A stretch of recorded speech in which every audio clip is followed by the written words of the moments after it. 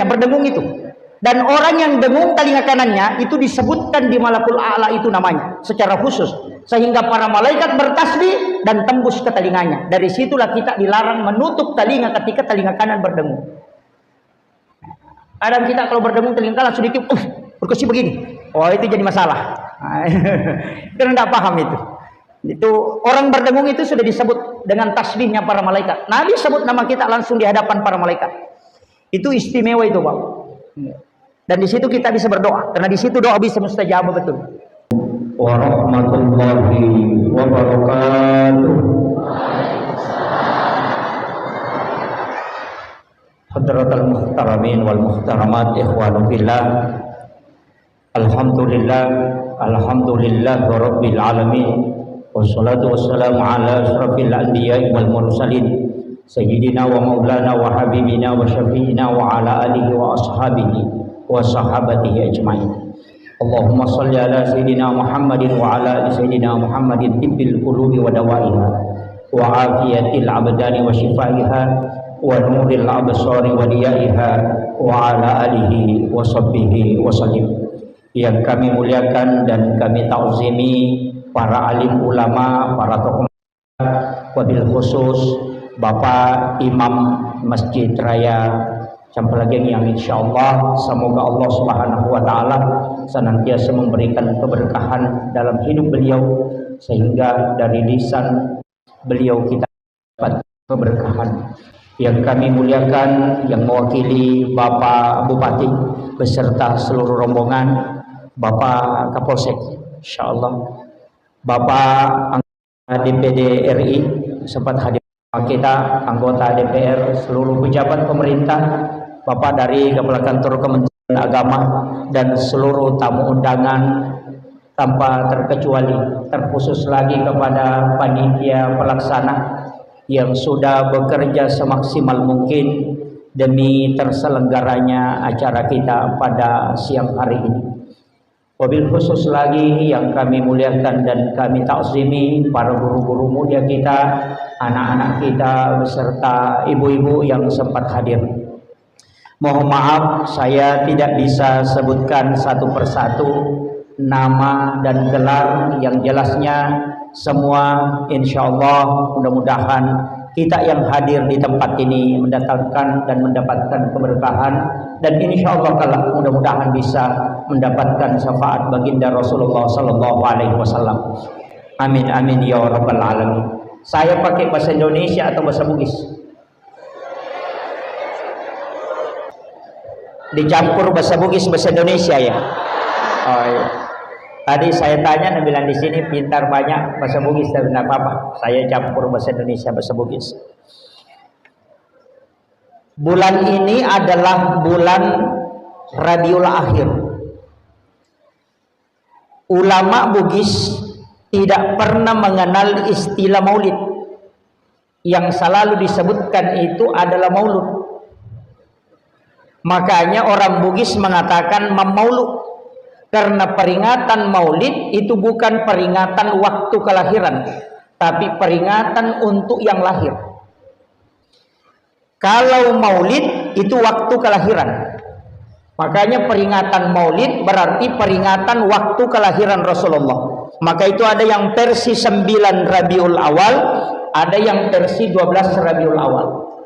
Itu peringatan maulid, artinya memperingati waktu lahirnya Rasulullah. Rasulullah sendiri memperingati waktu lahirnya yang berkaitan dengan harinya. Itu lahir hari Senin. Makanya Rasulullah memperingati dengan berpuasa. Ulama hadis kita berbeda dengan ulama fikih dalam penetapan hadis ini. Ulama hadis mengatakan perintah di situ adalah perintah untuk melaksanakan puasa sunnah pada hari Senin. Ada ulama yang memahami bahwa perintah hadis ini adalah perintah berpuasa pada hari kelahiran. Itu kan dua hal yang berbeda. Karena kebetulan Rasulullah ditakdirkan oleh Allah lahir hari Senin, maka dia puasakan hari Senin. Seandainya Rasulullah, kita berandai-andai, seandainya beliau ditakdirkan lahir hari Rabu, maka dia akan puasa hari Rabu. Karena ketika beliau ditanya, kenapa berpuasa pada hari Senin? Jawaban beliau, karena saya dilahirkan pada hari Senin dan wahyu pertama itu diturunkan oleh Allah pada hari Senin. Jadi Rasulullah berpuasa karena hari kelahirannya. Makanya pertanyaannya, kita lahir hari apa? Kalau lahir hari Rabu, maka puasakan hari Rabu sebagai tanda kesyukuran hari kelahiran. Karena caranya Rasulullah mensyukuri nikmat Allah adalah puasa. Cuma kita orang Bugis kalau syukuran makan-makan. Jadi tapi itu tidak masalah. Makanya ulama kita mengatakan disunnahkan puasa pada hari kelahiran. Kalau hari Rabu, puasakan hari Rabu. Dan banyak sahabat Nabi dan para ulama itu puasa di hari kelahiran. Karena ternyata punya hikmah. Hikmah itu adalah ilmu yang lahir dari ilmu. Makanya ada namanya ilmu hikmah. Kadang-kala orang bingung, kenapa ada ilmu hikmah, Ustaz? Ilmu ya ilmu, hikmah juga ilmu. Ternyata ulama kita membagi. Ada ilmu yang lahir dari ilmu dan tidak sedikit. Dalam satu hukum kadang ada 5 hikmahnya. Seperti kenapa daging babi itu diharamkan. Hikmahnya karena mengandung cacing pita. Hikmah itu tidak bisa merubah hukum. Nanti kalau misalnya ada kedokteran ahli bisa menemukan obat yang bisa membunuh cacing pita, tetap babi akan menjadi haram. Itu karena hanya salah satu hikmah dari keharaman. Ilmu hikmah ini disebut para ulama sebagai ilmu yang lahir dari ilmu. Saya kasih contoh, kenapa wanita kalau makan dilarang membuka bibir ketika mengunyah. Jadi komandre makun reye de nawadding nabuka sumpan na komakemai. Hanya ketika dia menyuap dia membuka mulutnya, tapi pada saat mengunyah itu harus kasih rapat. Karena kenapa? Ternyata itu salah satu caranya, hikmahnya itu wanita itu suaminya pengantin baru setiap malam. Kalau orang tahu itu betul. Artinya apa? Bibir atasnya perempuan itu terkoneksi dengan bibir bawah. Nah itu kalau sudah tidak paham lagi, saya tidak tahu bagaimana cara menjelaskan. Cuma sampai di situ saya bisa jelaskan. Itu hikmahnya. Kemudian kenapa kita dilarang melangkahi makanan? Kadangkala ada ikan di depan kita, kadang kita mengambil yang jauh.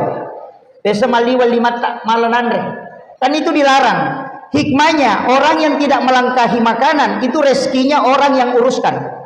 Tapi kalau orang mengambil makanan yang jauh darinya, itu rezekinya tidak bisa dia dapatkan kecuali dia harus urusin. Itu hikmah, Pak.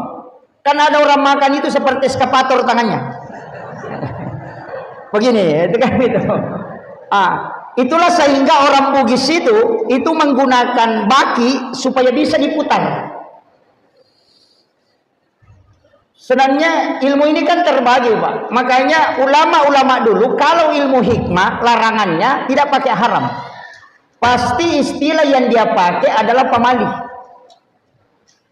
Larangan untuk ilmu hikmah itu disebut pamalih. Larangan untuk ilmu fikih itu adalah haram. Jadi kalau ada istilah pamalih pasti itu ilmu hikmah. Tidak masuk ke hukum. Nah, ini penting saya luruskan dulu karena sudah mulai banyak sekarang yang menyalahkan itu. Ulama dulu kita itu hebat, tidak pernah langsung menyalahkan. Saya menelusuri beberapa penjelasan ulama dan bertanya ke beberapa ulama sepuh yang masih saya bisa dapat. Itu luar biasa, Pak. Termasuk baca-baca. Orang Bugis itu kental dengan baca-baca, termasuk doa-doa yang bisa menyembuhkan. Tulang yang patah itu bisa disambung kembali tanpa menggunakan obat medis. Itu ada. Tulang yang retak itu bisa dia sambung kembali hanya dengan menyiram air putih. Itu bisa. Ulama dulu melihat itu, tapi ulama kita mengatakan kalau saya ganti baca-bacanya, dikhawatirkan kalau baca-baca ini tidak jadi. Kan begitu. Nanti ulamanya disalahkan. Mengatakan, wah kalau Pak Kiai mengatakan ini salah, kasihlah kami doa yang bisa menyambung tulang tanpa membaca baca-baca kami. Takutnya kalau diajarkan tidak jadi.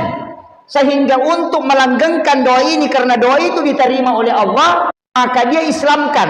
Dia kasih basmalah di depannya, baru dia kasih akhirnya barakah doa la ilaha illallah kum fayakun. Sehingga itu menjadi islami. Itu hebatnya ulama dulu. Jadi dia tidak mengganti, tapi dia membungkusnya, mengawal dengan basmalah, menutup dengan kalimat la baraka doa la ilaha illallah kun fayakun. Itu caranya mengislamkan baca-baca. Sehingga baca-baca yang dulu yang tidak pakai itu semua diisi dengan itu. Sehingga prosesnya islamisasi baca-baca dan juga budaya yang diislamkan. Itu pentingnya. Ulama dulu berdakwah begitu, pakai budaya, dan itu tidak hilang. Cuma sekarang ada yang memotong itu. Tapi tidak ada jadi sulbar, Pak. Cuma di kampung saya banyak. Kemudian kita kembali. Makanya puasakan hari kelahiran sekaligus puasa pada hari Senin. Kenapa? Siapa yang berpuasa pada hari Senin, maka dia puasa sunnah hari kelahiran Nabi. Itu sunnah selamanya hatta yaumil qiyamah. Yang kedua, puasakan hari kelahiran. Kenapa? Karena sunnah hukumnya berpuasa pada hari kelahiran sebagaimana Rasulullah puasakan hari kelahirannya. Dan siapa yang berpuasa pada hari kelahirannya, maka tidak ada penyakit yang bisa merusak tubuhnya. Itu pesannya Ki Hamid Pasuruan. Jadi kalau mau terjaga tidak kena kolesterol, asam urat, pakai ini. Salah satu amalan itu, Pak, untuk sehat. Puasakan hari kelahiran. Hanya ulama-ulama kita yang puasa di hari kelahiran itu jarang kena penyakit lain-lain. Itu hikmahnya. Cuma banyak orang tidak tahu hari apa dia lahir. Banyak, apalagi yang sudah lama orang tua kita itu banyak tidak tahu hari apa saya lahir ini. Cukup kalau tidak tahu, puasakan hari kelahiran Rasulullah, minta berkahnya. Karena nurnya terkoneksi dengan kita. Kemudian yang kedua, puasa hari Kamis itu kan juga sunnah. Ini puasa hari Kamis itu karena pahala dan doa ibadah itu di store. Sebenarnya sistem kerja malaikat ini sama dengan pejabat. Ada pejabat setiap 1 pekan itu melapor ke bupati misalnya. Ada juga laporan bulanan, ada laporan tahunan. Malaikat juga begitu. Setiap dalam 1 pekan itu melapor di hari Kamis. Makanya kalau kita berdoa, itu malaikat catat. Catatan ini nanti hari Kamis baru dilapor. Begitu. Makanya kalau orang hari Senin berdoa, itu belum dilapor, Pak. Itu baru dicatat. Nah, banyak orang berdoa baru berubah. Hari Senin minta sepeda, Selasa minta motor, hari Rabu minta mobil. Malaikat juga pusing. Ya. Kalau kita mau ambil analisa sederhananya, kenapa? Karena malaikat belum lapor, kau sudah minta 3, dan ini sudah baru berubah. Dari situlah ada kaulun Imam Syafi'i mengatakan ijabud doa arba'ina yauman mania. Kalau mau diterima doanya 40 hari 40 malam berkesinambungan, jangan ganti doanya. Sama aja kalau ada anak kecil, setiap hari dia minta sepeda selama 40 hari, belum sampai 40 hari kita akan belikan sepeda. Kecuali hari Senin minta sepeda, hari Selasa minta motor-motor, hari Rabu minta es krim, kita cuma belikan es krim supaya dia diam. Begitu juga seketika kita berdoa, jangan ganti doanya. Dari situlah ada ulama menganjurkan mengikuti imam selama 40 hari berjamaah, jangan terputus, karena doanya imam tidak pernah berubah. Di situ kuncinya. Jadi kita pelajari saja agama sebenarnya itu, Pak, gampang, tidak susah. Cuma kadang ustaznya bikin susah. Iya, yang kedua kadang-kadang juga saya mengatakan agama itu, Pak, sebenarnya jalur masuk surga itu sangat mudah. Nabi itu sudah kasih kita jalur paling gampang. Cuma kadang ustaznya bikin takut-takut terus. Makanya mungkin saya salah satu penceramah dari sekian banyak penceramah itu selalu membuka jalur bahwa rahmat Allah itu besar. Kenapa Rasulullah disebut dengan rahmatan lil alamin, kemudian Allah disebut dengan Rabbul alamin. Itu dua hal yang berbeda, Pak, tapi intinya sama. Rabbul alamin, Rabbnya seluruh alam, sedangkan Nabi adalah rahmatan lil alamin. Karena Rasulullah itu semua benda makhluk bersalawat kepadanya. Makanya sebenarnya tempat kita ini juga terkoneksi langsung dengan Rasulullah. Itu terkoneksi. Kenapa? Tidak ada tempat tanah yang ditempati bangun masjid itu tidak terkoneksi langsung dengan Rasulullah. Karena dalam satu risalah bahwasannya air yang dipakai memandikan Rasulullah itu kan air dari sumur Gars. Kalau ada yang naik umrah, silahkan datang ke sumur Gars. Kalau di Madinah itu 20 rial itu naik mobil ke sana, ambil air sumur Gars. Karena Rasulullah sebelum wafat itu punya wasiat, nanti kalau saya meninggal, air yang kau gunakan untuk memandikan aku, ambil air dari sumur Gars. Jadi bukan air Zam-Zam. Banyak di antara kita itu kalau meninggal dimandikan campur dengan air Zam-Zam. Rasulullah enggak. Dia minta air sumur Gars. Dan dimandikanlah Rasulullah ketika wafat dengan air sumur Gars. Dan airnya itu tidak jatuh ke tanah. Setiap disiramkan ke Rasulullah, itu air itu justru berputar naik ke atas. Dan itu tidak jatuh ke tanah. Apa yang terjadi Bapak Ibu sekalian? Air itu naik ke langit. Nanti hujan pertama setelah Rasulullah wafat, air itu turun mengikuti rintik-rintik hujan yang hujan di seluruh bumi. Dan di mana ada menetes air mandi Rasulullah satu tetes, maka di situ akan dibangun masjid satu. Dan tidak akan terjadi kiamat kecuali semua tempat tetesan air mandi Rasulullah itu sudah terbangun masjid. Makanya masjid itu terkoneksi langsung. Makanya kalau ada orang mengatakan sholat di rumah dengan di masjid sama saja, itu enggak. Kalau sholatnya sama-sama benar, tapi kalau koneksinya itu beda. Ini penting saya dulu anukan, karena ada yang menganggap bahwa rumah dengan masjid sama. Ini yang anukan. Makanya kalau ada rezeki umrah atau haji, datanglah ke sumur Gars, ambil air walaupun hanya satu botol kecil. Nanti kalau ada yang meninggal, ambil air itu kemudian siramkan, campurkan dengan air yang dipakai memandikan jenazah. Itu bisa insya Allah ada keberkahannya untuk bisa mengambil syafaat Rasulullah. Itu berkahnya. Cuma agak susah. Kemarin yang kasih tahu saya itu yang salah satu jamaah, dan Pak Ustaz, saya antri itu kurang lebih 3 jam baru bisa tembus mengambil. Agak berat. Cuma jamaah haji Indonesia kayaknya kurang ke sana. Karena banyak yang tidak tahu. Tuh, sumurnya itu disebut sumur Gars. Kemudian ini makanya kita adakan peringatan Maulud Nabi. Artinya orangnya yang kita peringati. Makanya Afrika itu bermaulid sampai 6 bulan. Tapi tidak ada istilah Rajab di sana. Kita ada Isra Mi'raj. Kalau dia tidak, maulid itu 6 bulan sampai bulan Rajab. Jadi dia ambil sampai bulan Sya'ban, nanti Ramadan baru lepas. Itu luar biasanya mereka. Tapi kita ya peringatan Maulid, waktu 1 bulan ini pun sudah lewat Pak, karena ini sudah Rabiul Akhir. Saya sebenarnya dihubungi panitia, saya mengatakan dalam hati, saya mengatakan sebenarnya biar saya tidak masuk di Sulawesi Barat Bapak Ibu sekalian. Kenapa? Ilmu ulama kita ini jauh dari apa yang saya tahu. Ulama kita di sini di Sulawesi Barat itu punya sanad langsung.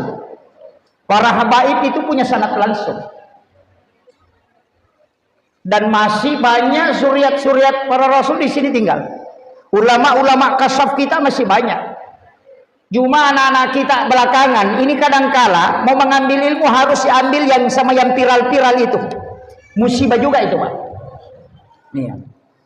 Saya kasih tahu anak-anakku yang belajar di tempat ini, ulama kita jaga yang ada di sini, ambil berkahnya. Makanya banyak orang itu datang ke sini hanya ngaji 1 minggu baru pergi. Kenapa? Hanya ingin menyambung sanad kemudian pergi, supaya mereka punya guru tersambung ke sini. Ini saya harus kasih tahu. Sebenarnya kalau saya masuk ke sini ceramah Pak, tidak ada apa-apanya dibanding ilmunya ulama kita di sini. Jauh sekali. Ini saya harus, istilahnya ini saya harus buka ini.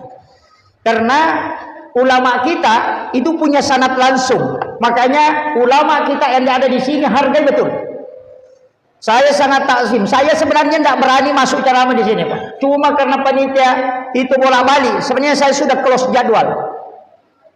Tapi panitia selalu berusaha, Pak Ustaz minta waktunya. Saya juga mau maaf, kemarin minta untuk bikin video. Pak Ustaz bikin video bahwa akan berangkat ke sini. Sebenarnya itu saya tidak pernah lakukan. Baru sekali ini saya lakukan. Kenapa? Saya sebenarnya tidak mau kalau hal itu terlalu diinikan. Kita ngaji sederhana saja. Ya, jangan yang ulama, saya kasih tahu itu, yang kayu yang mengambang di laut itu tidak ada isinya, Pak. Yang berisi itu yang tenggelam. Sama aja ustaz, yang viral-viral itu kadang tidak ada isinya. Kayak saya ini. Ya, yang diam-diam itu yang punya isi sebenarnya. Cuma kadang kita selalu melihat yang nampak itu. Karena kita pakai ukuran lahiriah, tidak pernah melihat dengan mata batin. Itu penting. Ini yang saya harus beritahukan langsung kepada anak-anakku, jangan sampai nanti mau viral, nanti ulah orang-orang viral kayak saya ini viral musibah juga Pak. Saya tidak punya tim media itu, sengaja dari dulu tidak. Ada yang beberapa yang minta, yang ikut-ikut ke sini kan juga. Itu saya tidak pernah minta dan saya tidak punya tim. Akun-akun itu tidak, saya tidak mau. Ada pesannya guru tak Kiai Jadul Muin Yusuf kali Sidendreng, yaitu cara main nak pasti dakah. Ya kupura ni masih dakah aja nomor rusuk. Itu kan begitu. Jadi jangan sampai ceramah diurus lagi kalau sudah itu jadi masalah. Jadi saya tidak pernah urus itu. Makanya kalau viral itu orang aja yang angkat. Sebenarnya saya tidak mau seperti itu. Tapi musibah, makanya saya bilang ini musibah. Kemudian saya lanjutkan. Kita memperingati kehadirannya Rasulullah di muka bumi. Kenapa? Karena satu-satunya orang dari semua nabi dan rasul yang dikasih otoritas untuk memiliki kewenangan ibadah itu cuma Rasulullah. Saya bisa pastikan dulu saya tidak paham ini Pak. Nanti saya tanya ke beberapa ulama itu baru saya paham kenapa disebut rahmatan lil alamin. Rasulullah itu begini. Nabi Musa, Nabi Ibrahim, Nabi Yakub dan semua nabi-nabi itu perintahnya Allah perintahkan langsung untuk disampaikan kepada umatnya. Itu tidak ada otoritasnya. Jadi perintah Allah langsung ke umatnya melalui nabinya. Tapi untuk Rasulullah itu ada dua. Ada perintah Allah langsung kepada hambanya, ada perintah yang disandarkan ke Rasulullah. Itu tidak sandarnya ke Allah, padahal itu ke Allah sebenarnya, tapi disandarkan ke Nabi. Makanya dua tingkat. Sholat fardu 5 waktu ada sholat sunat. Sholat sunat inilah yang disandarkan ke Rasulullah. Puasa Ramadan wajib, itu perintah langsung. Tapi ada puasa sunnah, itu disandarkan ke Nabi. Kemudian haji itu wajib, ada umrah sunnahnya. Jadi umrah ini disandarkan ke Nabi, makanya disebut sunnah. Jadi itu hebatnya Rasulullah. Satu-satunya Nabi dan Rasul yang punya sandaran ibadah, dan sandarannya inilah yang menjadi asbab syafaat nanti. Sedangkan untuk yang ke Allah itulah menjadi rahmat. Makanya satu-satunya Nabi yang bisa memberi syafaat langsung itu cuma Rasulullah. Karena sandaran ke situ tadi. Kenapa? Kita besok tanya, kenapa bisa seperti itu? Itu karena Rasulullah yang meminta. Bahkan ada 22 doanya Rasulullah, cuma satu yang tidak dijawab oleh Allah. Allah memang minta, "Intu ini ya Rasulullah saya tidak terima." Ditolak. Ada 22 itu, 21 diterima Pak. Apa doanya? Dia minta, "Ya Allah, pendekkan umurnya umatku. Jangan panjang." Nabi Daud itu 900 tahun lebih, 930. Ada umatnya yang tembus sampai 1000 tahun. Rasulullah tidak minta itu. Yang dia minta, likulli sain hasabi wa hasabi ummati baina sitina wa sabain. Antara 60-70 tahun. Kenapa? Nabi sudah hitung. Kalau dia berdosa, tidak lama berdosa. Itu sudah hitungannya. Kalau orang 1000 tahun umurnya Pak main judi, minimal 900 tahun main judi. Iya, betul. Jadi kalau Rasulullah hitung-hitung, kalau umatku dia melakukan dosa, itu tidak lama. Makanya hisabnya juga tidak lama. Itu juga peluangnya, dia meminta bonus. Makanya dia katakan, "Ya Allah, ketika umatku melakukan kebaikan, maka lipat gandakan. Tapi ketika dia melakukan dosa, cukup satu yang kau tulis, itu pun kalau dia tidak bertobat." Dan itu dikabulkan Pak. Makanya manjabil hasanati falahu asru amsalihah. Ketika kau melakukan satu kebaikan, Allah lipat gandakan menjadi 10. Tapi ketika dosa itu cuma satu. Dan ketika kau bertaubat dirubah menjadi kebaikan. Itu hadiahnya itu luar biasa Pak. Makanya ulama dulu itu tidak pernah memvonis orang masuk neraka kalau berdosa. Dia paling mengatakan taubat maka baru sholat. Kenapa? Dia sudah hitung. Kalau satu kali berbuat kebaikan, satu kali kau berdosa, kan masih ada bonus 9. Kalau hitung-hitung kan begitu. Kan 10 kalau kebaikan, tapi jangan jadikan ini supaya kita melakukan dosa. Wah, parah itu. Ini hanya jalur supaya kita betul-betul bahwa Rasulullah memang adalah rahmat untuk kita. Ini yang harus kita pahami. Jadi Nabi itu sudah minta lipat gandakan. Bahkan ada pahala yang tidak terbatas. Nanti kiamat baru berhenti itu, seperti membangun masjid. Itu kan amal jariah, mengalirkan air seperti sumur bor yang dipakai orang. Jadi selama masjid ini kalau ada batu tak menempel di sini, ada semen, ada pasir, maka itu jalan terus pahalanya. Dari situlah Nabi pukul rata, man bana masjidan fi dunya lillahi ta'ala banallahu lahu baitan fil jannah. Siapa yang membangun masjid di dunia karena Allah, pasti dibangunkan istana di dalam surga. Orang tidak sholat Pak, tetap ada rumahnya di surga. Kalau ada orang di sini dekat pun masjid sini, rajin nyumbang ke masjid tapi tidak sholat, tetap dibangunkan istana. Karena itu sudah dijanji, cuma dia tidak masuk. Iyalah, dijanji aja dibuatkan itu kan. Ya. Jangan langsung mengatakan, wah biar kalau sudah menyumbang sudah masuk surga. Enggak, cuma janjinya kalau bangun masjid dibangunkan istana di sana. Nabi tidak katakan dijamin masuk surga, enggak. Makanya lihat ujungnya hadis. Sama itu yang saya sampaikan Pak, beberapa kali saya sampaikan, sogok menyogok itu enggak berdosa. Saya sudah cari dalil enggak temukan bahwa orang yang disogok dan menyogok itu berdosa, tidak ada. Makanya kalau ada ustaz mengatakan orang yang disogok dan menyogok berdosa, saya itu pasang badan, tidak ada hadisnya saya dapat. Saya punya kitab itu, kitab ensiklopedia hadis Nabi, kurang lebih 600.000 hadis Nabi di dalamnya, saya tidak temukan. Yang ada hadisnya itu ar-ra'si wal murtasi finnar, orang yang disogok dan menyogok keduanya masuk neraka, itu aja. Tidak berdosa itu Pak, cuma masuk neraka. Iya. Kenapa hadis itu pakai neraka? Karena orang yang berdosa itu bisa bertaubat. Makanya dia di ultimatum itu bukan pakai dosa, di situ pakai neraka supaya mereka memang menghindari. Iya, kalau orang berdosa kan bisa bertobat, sholat sunat tobat selesai. Tapi kalau ujungnya langsung disebut neraka itu langsung punya kapling. Kan begitu. Makanya kita harus lihat juga konteksnya Pak. Makanya saya tuh kalau mengatakan berdosa Pak Ustaz orang sogok menjogok, enggak berdosa, cuma masuk neraka. Nah itu ya. Tapi tidak ada di sini deh. Nah.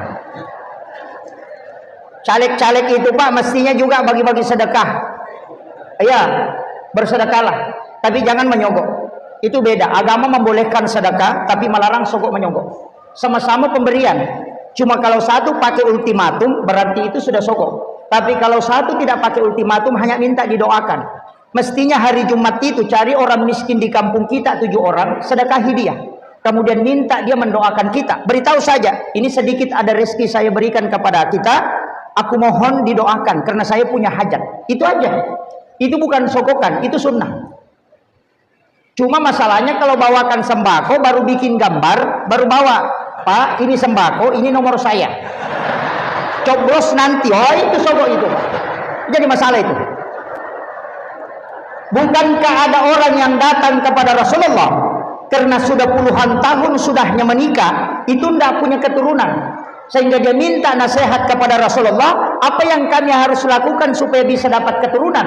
Agar nasihat minta, carilah 7 orang miskin di hari Jumat kau sedekahi, dan mintalah dia mendoakan kamu, karena 7 orang miskin yang berdoa itu mengalahkan 40 orang alim. Itu wasiat Rasulullah. Dan itu bisa menembus pintu langit. Makanya caleg-caleg itu cari orang miskin Pak. Tahu kasiasi tasapa, aja na tahu perri. Ya, si salah. Ya kau tahu kasiasi dia memang tahu gagagana. Ya kau tahu perri angka motoro na melo imangoto. Aja tu makai kah. Ya na tu 5 kibo surat katarang kurang mampu. Penuh kantor desa. Mak bula walau terima bantuan, oh itu semua itu. Tahu perri ini itu, kelima dareke nih. Tidak ada di sini deh. Alhamdulillah. Jangan tersinggung ibu. Iya. Iya, si salah tahu perri si tahu kasih. Ya kau tahu perri tahu madareke nih itu. Mega gaganda tapi itu merasa miskin. Iya, bahkan ada orang lebih miskin di bawahnya tapi dia merasa lebih miskin. Tahu perri itu. Dia nanti dia apa aja mak dareke. Enggak berhenti itu setiap hari mengeluh. Itu tahu perri itu. Dia tahu nak perlu ya lihat bantuan situ kan atau mak itu Pak. Tak perlu. Makanya kalau di campur lagi yang ini cari saja orang miskin. Banyak itu yang tidak minta-minta. Tapi betul-betul sangat susah kehidupannya kita lihat. Bantu dia karena doanya itu bisa menembus pintu lagi. Itu. Hanya orang-orang kadang datang itu. Jadi punyalah amalan khusus. Karena sedekah itu Pak ada tingkatannya. Saya dulu ngaji tasawuf, itu sedekah ada 5 tingkatannya. Ada hadis itu, dau mardakum bis sedekah, obati penyakitmu dengan sedekah. Oh, kadang orang sedekah lewat celengan, isi celengan, baru berdoa sembuh. Ulama saya beritahu saya, oh bukan itu nak. Kalau punya penyakit, dokter sudah angkat tangan, ada sedekah yang bisa langsung itu. Bagaimana caranya? Itu sedekah tingkatan pertama. Kalau ada orang minta sumbangan, kasih kunci tempat uang. Itu.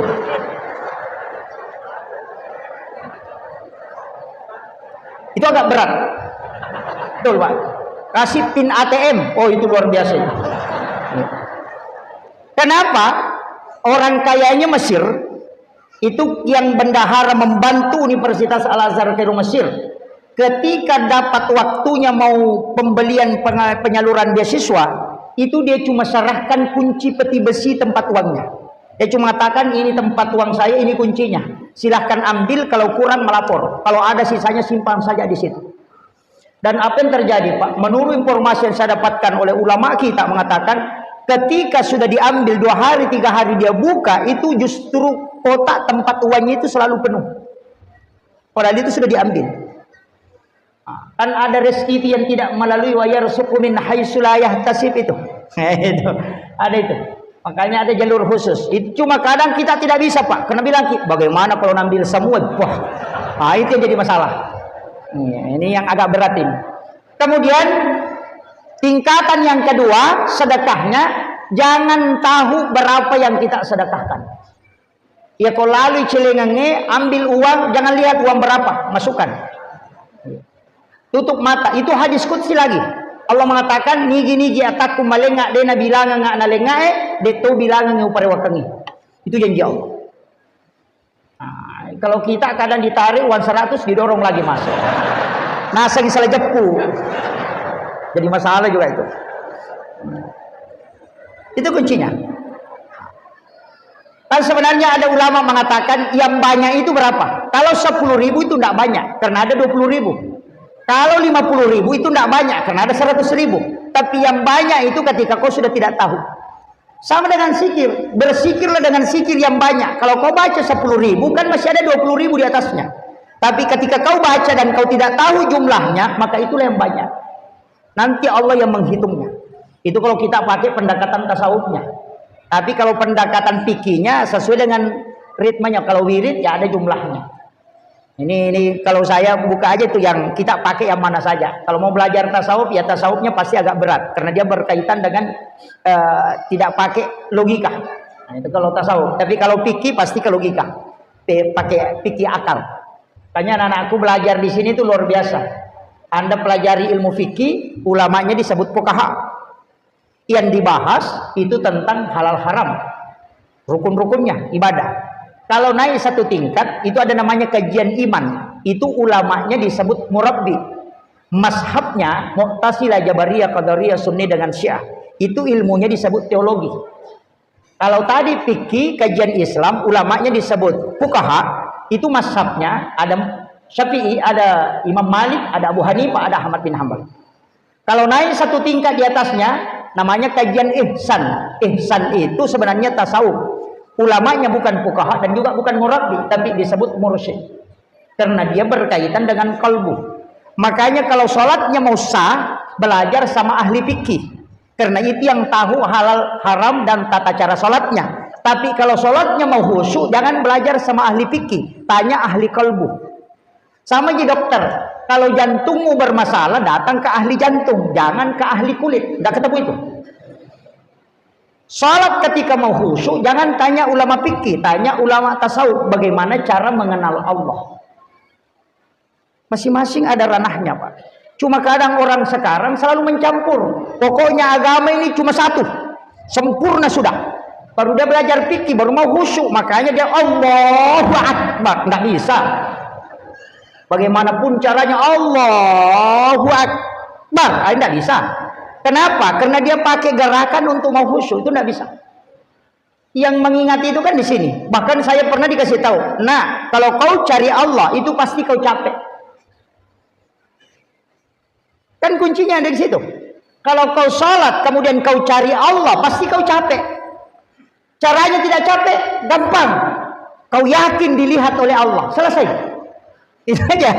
Makanya katakan orang bertakwa itu bukan orang yang selalu mengingat Allah karena pasti lalai. Tapi orang yang bertakwa adalah orang yang selalu merasa dilihat oleh Allah. Itu aja. Makanya anta'budallaha ka'annaka tarahu fa illam takun tarahu fa innahu yaraka. sembahlah Tuhanmu seakan-akan kau melihat. Itu kan yang pertama. Fa illam takun tarahu, jika tidak bisa, yakin saja fa innahu yaraka. Dia melihat aku. Selesai. Dia melihat aku takbir, dia melihat aku ruku, dia melihat aku sujud. Selesai. Itu yang paling gampang. Kita berjalan, Allah melihat aku berjalan. Selesai. Kenapa? Wa huwa ma'akum aina ma kuntum. Dia selalu bersamamu dimanapun engkau berada. Bahkan wallahu aqrabu min hablil warid. Allah itu lebih dekat daripada urat lehermu. Dari situlah ulama mengatakan, jangan kau cari, tapi yakini bahwa dia melihat engkau. Sudah selesai. Itu aja. Sama kalau ada CCTV toh, dia melihat kita. Karena pandangan Allah tidak pernah luput. Itu aja. Kalau mau naik ke atas itu yang capek. Allah. Ulama jalan. Orang sudah baca Fatihah dia masih sibuk. Allah. Itu susah itu, Pak. Inilah yang banyak. Anak-anak ribut di belakang marah-marah. Katanya tidak khusyuk, padahal anak-anak tidak ribut, tidak khusyuk juga. Iya, jadi masalah juga itu cuma dijadikan alasan. Tapi tidak ada di sini. Nggak ada. Kemudian saya kembali. Rasulullah itu pemegang otoritas syafaat. Cuma kadang kita keliru, Pak, karena ada dua perintah. Yang pertama kirimkan salam, yang kedua kirimkan salawat. Ini dua hal yang berbeda. Kalau mengirimkan salam supaya kita diperhatikan langsung oleh Rasulullah. Tapi kalau mengirimkan salawat itu supaya terkoneksi untuk syafaatnya. Kan dua hal yang berbeda. Kalau salawat Allahumma sholli ala Muhammad wa ala Muhammad, atau Allahumma sholli ala Sayyidina Muhammad wa ala ali Sayyidina Muhammad, itu salawat. Kalau salam, assalamu alayka ya Rasulullah, assalamu alayka ya Habiballah, assalamu alayka ya Sayyidi, assalamu alayka ya Taha, assalamu alayka ya Yasin, assalamu alayka ya Ababar Ruh, assalatu wassalamu alayka ayyuhan nabi wa rahmatullahi wa barakatuh. Itu yang disebut salam. Kalau ingin diperhatikan langsung oleh Rasulullah, maka kirimkan salam. Tapi jika ingin mendapatkan syafaatnya, kirimkan salawat. Itu dua hal yang berbeda. Makanya ulama mengatakan, koneksikan dirimu dulu sebelum kau bersalawat. Makanya selalu pencara mengatakan, mari kita mengirimkan salam dan salawat. Tidak pernah terbalik ya. Mari kita mengirimkan salawat dan salam. Jadi sebelum kita bersalawat, salami dulu Rasulullah. Kenapa? Supaya terkoneksi. Karena Rasulullah mengatakan, siapa yang mengirimkan salam kepadaku, maka pasti aku menjawabnya. Dari situlah ulama tasawuf mengatakan, ketika mengirimkan salam kepada Rasulullah, kasih jedah. Assalamualaikum ya Rasulullah. Tunduk. Biarkan Rasulullah menjawab, baru kita melanjutkan kembali. Setelah itu baru kau kirimkan salawat. Ini kuncinya. Salam itu koneksi langsung. Salawat itu pakai perantara malaikat. Makanya kan ada malaikat yang diutus oleh Allah hanya untuk menyampaikan salawat kita kepada Rasulullah. Tapi ada satu malam, angka Cidiwani itu tidak pakai perantara. Malaikat tidak difungsikan ketika orang bersalawat kepada Rasulullah, itu setiap malam Jumat. Jadi ya kau angkat tahu masalah waktu Nabi takwani Jumai itu tidak pakai perantara malaikat. Karena Rasulullah mengatakan saya langsung mendengarnya. Itu hebatnya, Pak. Makanya Rasulullah menjanjikan, siapa yang bersalawat kepadaku 100 kali setiap malam Jumat, maka pasti dia akan mendapatkan syafaatku kala di yaumil akhir. Itu karena malam Jumat itu istimewa.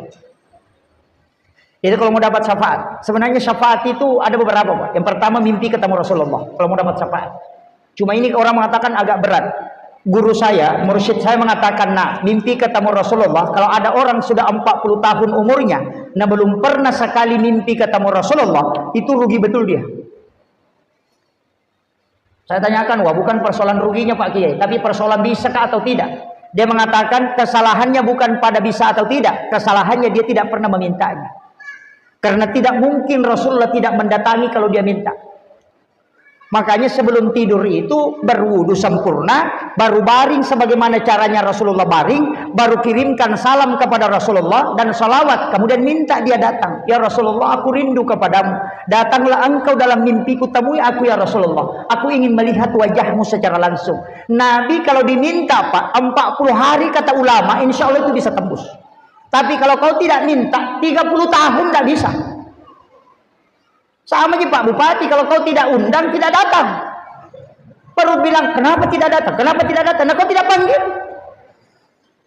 Kan begitu. Paling tidak kalau kau sudah panggil tapi dia tidak datang, ada asistennya dia bawa, ada pejabat yang dia bawa, dari pejabatnya itu bisa terkoneksi. Dari situlah biasanya orang meminta mimpi ketemu Rasulullah, cuma dia melihat wajah seorang ulama, maka suruh datangi ulama itu, minta ijazah supaya bisa mimpi ketemu Rasulullah. Begitu caranya. Sama di Pak Bupati yang dia utus ke sini, maka kalau mau ketemu Pak Bupati, tanya yang disuruh datang ke sini. Kan begitu. Ini saya kasih tahu jalurnya, Pak. Padahal ulama kita di sini banyak tahu. Jadi kalau mau mimpi ketemu Rasulullah, kadang Nabi itu memperlihatkan hal yang lain. Allah bilang, oh dari jalur sini nanti ketemunya baru bisa koneksi. Ada orang mimpi ketemu ulama ini, mimpi ketemu ulama ini. Kalau begitu, datangi orang itu, minta amalannya supaya dia bisa, kita bisa juga terkoneksi. Nah, itu kuncinya. Ini anak-anakku yang di sini, saya ini Pak, alhamdulillah umur sudah 40. Saya lahir Desember 1983. Jadi pas umur saya tahun ini 40. Ini kan tahun 2023. Jadi kita sebenarnya di ulama-ulama kita dulu itu aja yang diajarkan. Jangan mengatakan tidak bisa, tidak. Kau minta memang. Kalau kau tidak minta, jangan menyesal kalau dia tidak datang. Nah, itu makanya kalau mau tidur berwudu, kemudian kita meminta salami Rasulullah, kirimkan salam kepada Rasulullah, kirimkan salawat, setelah itu minta dia datang. Insya Allah Rasulullah akan mendatangi kita karena dia mendengarkan langsung. Ketika kita salami, dia dengarkan langsung dan dia menjawabnya. Itu pasti dia akan datang ke kita. Ini yang untuk anak-anakku, kalau cepat bisa melakukan itu secepat mungkin itu bisa, Pak. Ulama kita mengatakan, tapi ada jalur yang kedua. Saya dikasih tahu cuma agak berat. Kalau mau mimpi ketemu Rasulullah, biar tidak kirim salawat, ada, jangan marah selama 40 hari. Iya. Aja tamacai, aja tamasusah petapuluh sona petapuluh nina. Ini agak berat.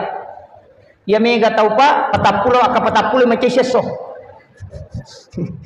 Kenapa? Orang yang bisa menjaga emosinya itu akan berdering telinga kanannya, berdengung itu.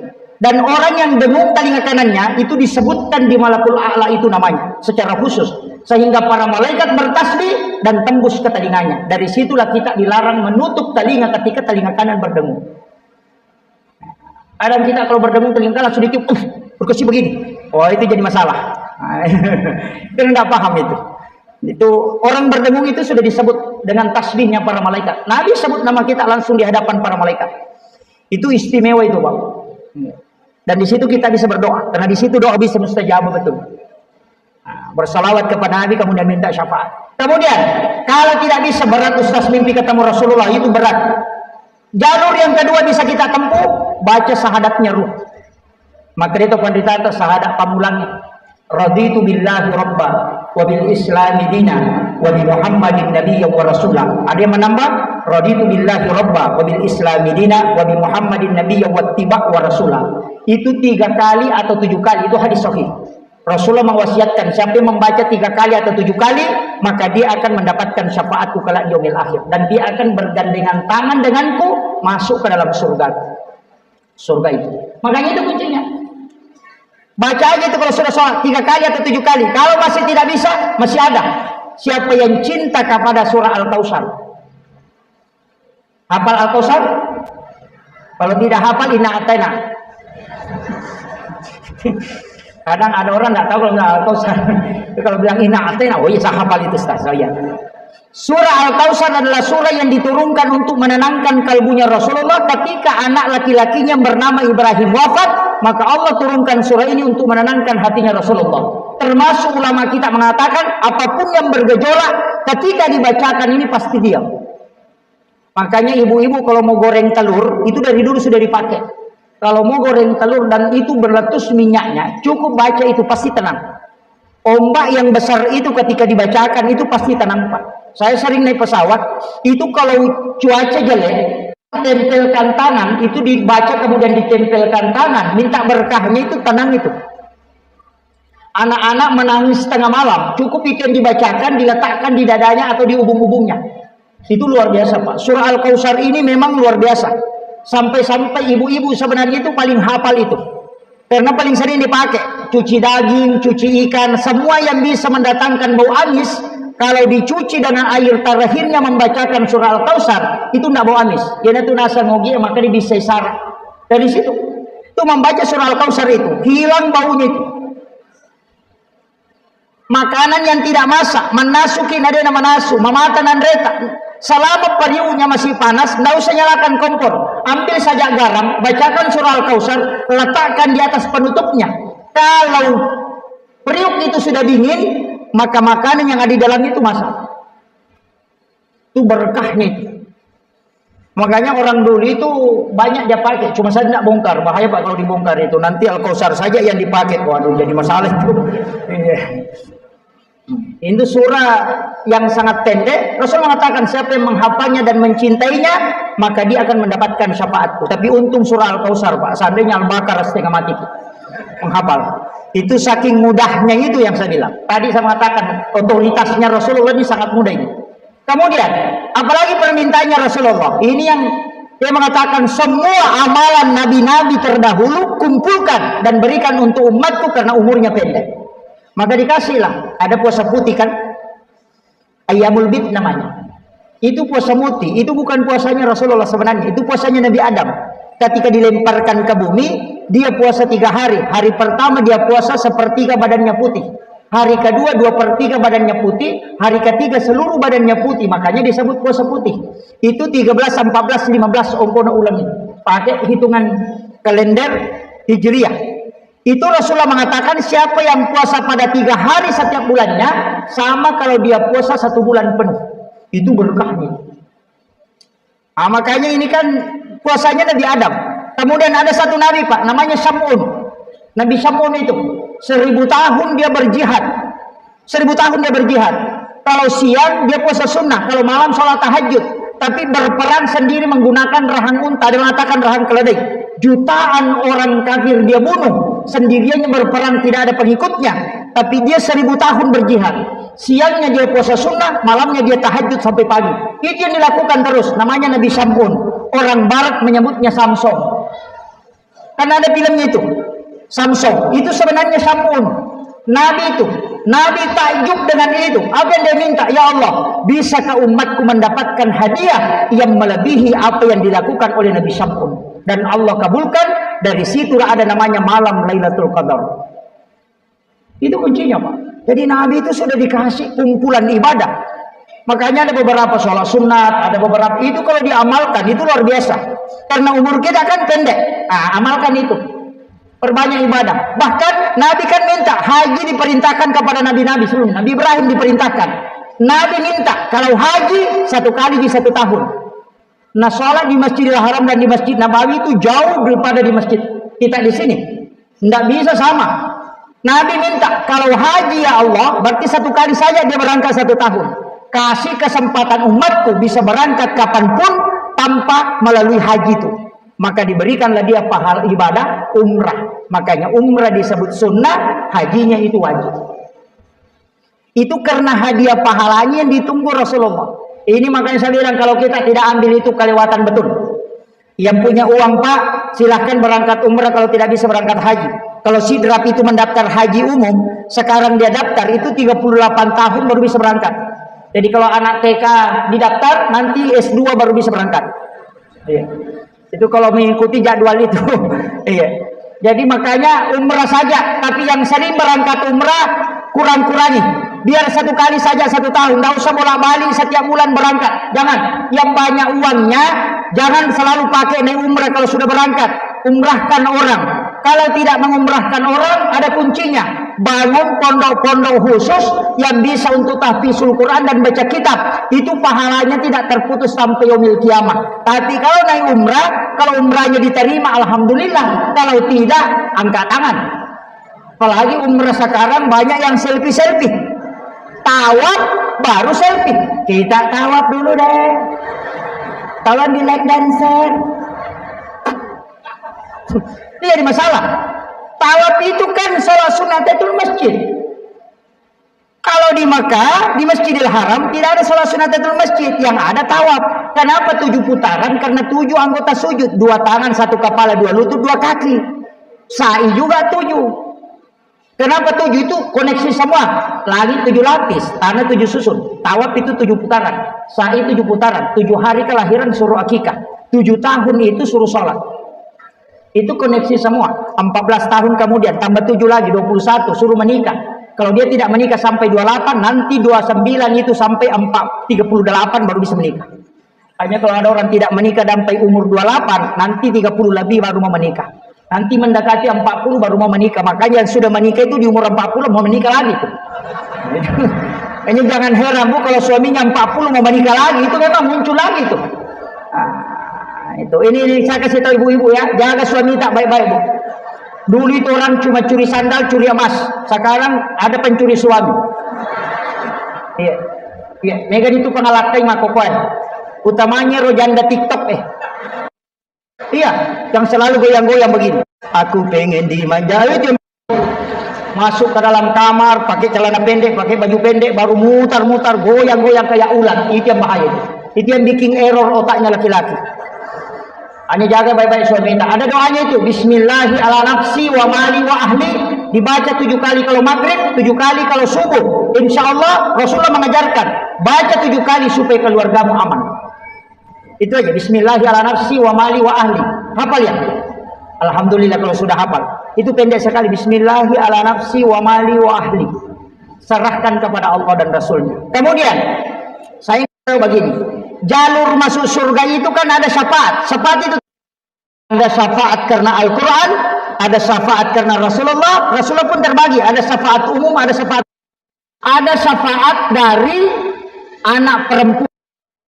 Bahkan siapa yang meninggalkan 2 anak perempuan ada, ibunya tidak dibantu. Oh itu syafaat Pak. Makanya saya itu anak pertama perempuan, anak kedua perempuan. Karena mursyid saya kasih tahu, nak nanti kalau sudah menikah bikin anak perempuan dulu 2 atau 3, baru bikin anak laki-laki. Anak perempuan pertama, anak kedua perempuan, alhamdulillah. Saya bilang, oh ini benar juga kata ulama. Cuma dulu saya tanyakan, bagaimana caranya? Dia bilang, kunci anak itu cuma di nafas. Itu ilmu hikmah Pak. Kalau nafas kanan yang kuat berhubungan dan itu tinggal, insya Allah itu akan menjadi laki-laki. Kalau kiri itu perempuan. Itu ilmunya. Ada juga bilang naik kiri ke kanan, naik kanan ke kiri, bukan nafas. Itu saya sudah kasih tahu ini. Ya, ya saya dapat ilmu itu dulu di Aceh Pak, di Biren. Pegurut tak, saya dikasih langsung. Sampai-sampai ada beberapa ilmu itu saya tidak terapkan karena agak susah. Meregi Pak. Sama di kitab Imamul Ghazali itu kan, kalau mau melahirkan anak alim atau ulama, bahkan bisa sekelas wali, itu ada waktunya di bulan Ramadan pas selesai buka puasa, sebelum makan apa-apa, setelah minum, berhubungan. Ketika istrimu hamil, anakmu bisa menjadi seorang ulama. Itu pesannya Imamul Ghazali dalam kitab Hiya. Bukan pesan saya, itu hanya saya teruskan. Kemarin ada yang komen di Facebook itu saya lihat, Pak Ustaz, bagaimana caranya ini? Kenapa bisa saya bilang begitu? Bagaimana caranya kita mau sholat maghrib? Ya terserah kamu. Saya cuma sampaikan pendapat ulama. Makanya saya itu ceramah Pak tidak pernah sampaikan pendapat pribadi. Kenapa? Kalau orang protes saya bilang protes ulamanya. Jangan protes saya, karena saya itu hanya menyampaikan yang disampaikan ulama. Kalau mau sepakat atau tidak sepakat bukan urusan saya. Makanya saya ini hutaba bukan ulama. Ulama itu Imamul Ghazali. Kalau saya hutaba itu penyampai. Saya ini cuma televisi Pak. Ya, kalau ngomong Syafi'i begini, saya sampaikan ini pendapat Syafi'i. Ngomong Imam Malik begini, saya sampaikan ini pendapat Imam Malik. Nanti kalau diprotes dari kemudian sama malaikat, kenapa bilang begitu? Saya bilang, itu Imam Syafi'i bilang, pergi tanya mantan Syafi'i sana, jangan tanya. Itu aman saya itu Pak. Iya, kalau saya keluarkan pendapat, menurut saya, oh pasti disuruh tunggu, duduk di sini dulu, kemudian diri dulu. Jangan dulu langsung masuk, oh harus dia diri. Makanya masuk surga itu bisa melalui syafaat para ulama. Makanya saya itu bertengger di mana? Bertawassul ke Hadratus Syekh Hasyim Asy'ari. Karena dia adalah wali Allah. Kalau nanti kelompoknya Hadratus Syekh dipanggil, bisa ikut situ nebeng. Ada yang dari Sulawesi Barat sini, yang dicampur lagi yang ini. Kita bertengger ke ulama kita. Ada Kiai Haji Muhammad Tahir Malapio, itu wali Allah yang sangat masyhur, dan itu dia akui hampir seluruh dunia. Kenapa? Karena dia punya makam yang sangat tinggi. Guru Ta itu bertengger ke situ, bertawassul ke situ, karena ada jalurnya ke situ. Karena kalau kita mau masuk surga pakai amal kita, oh nggak bisa Pak, sholatnya cuma 5 menit, itu pun kejeli-jeli kepalanya begini. Allah, bagaimana? Sholat 5 menit, gosipnya setengah jam, bangkrut itu 25 menit Pak. Nggak bisa. Ya, makanya ulama dari dulu selalu bertawassul bagi listrik, karena kita tidak punya listrik sendiri, gandengkan sama listrik yang ada, tempel ke situ, cantol di situ supaya kita bisa terkoneksi. Karena ada orang masuk surga itu karena syafaat para ulama. Maka ziarahilah dan datangilah semua ulama yang kita kenal, karena boleh jadi di antara mereka ada salah satu yang menggandeng tanganmu masuk ke dalam surga. Itu wasiat Suryat Datuk Kalampayan ketika saya berziarah dengan beliau. Dia wasiatkan, anakku, dimanapun kau berada, kalau ada makam para ulama atau ulama itu masih hidup, datangi dia, minta dia mendoakan kamu, karena tidak tahu, boleh jadi salah satu di antara mereka ada yang menggandeng tanganmu kala untuk masuk ke dalam surga. Oh, itu luar biasa Pak. Saya itu enggak, kalau masuk ke ini, oh ini ada ulama, sini ada makam, saya sih enggak. Cuma kadang kita keliru kalau ke makam, kita tawassut, minta langsung, jangan. Doakan Allah itu berdoa, ya Allah,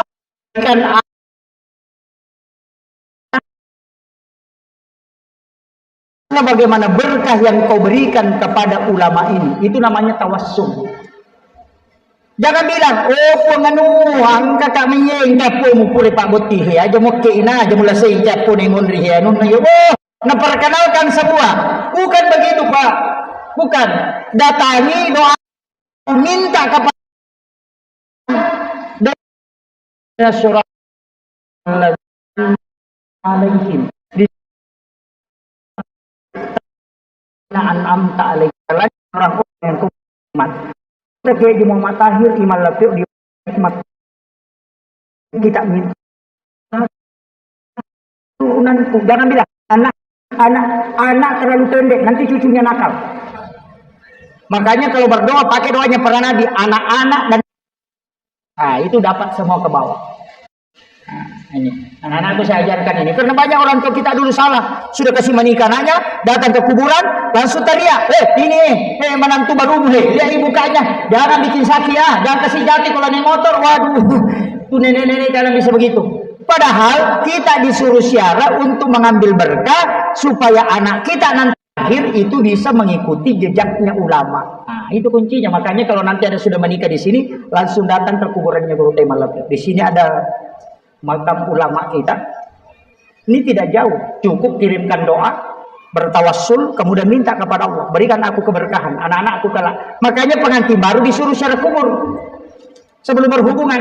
Nah, itu tadi kalau mau jadi ulama anaknya, caranya berhubungan di bulan Ramadan, pas selesai buka puasa, sebelum makan apa-apa, baru sudah minum air putih, berhubungan. Tapi susah Pak, karena menjelang maghrib. Itu tidak boleh lama. Kalau bisa, itu bisa melahirkan ulama di sini. Itu kata Imam Ghazali, saya hanya sampaikan. Kalau tidak bisa pakai yang kedua, sesudah sholat duhur, itu bagus sekali. Itu pesannya guru Profesor Dr. Quraisy kepada Profesor Dr. Arifuddin ketika pengantin baru. Berhubungan sesudah sholat duhur, itu anakmu akan cinta agama. Itu ada hadisnya Rasulullah, tapi isyarat.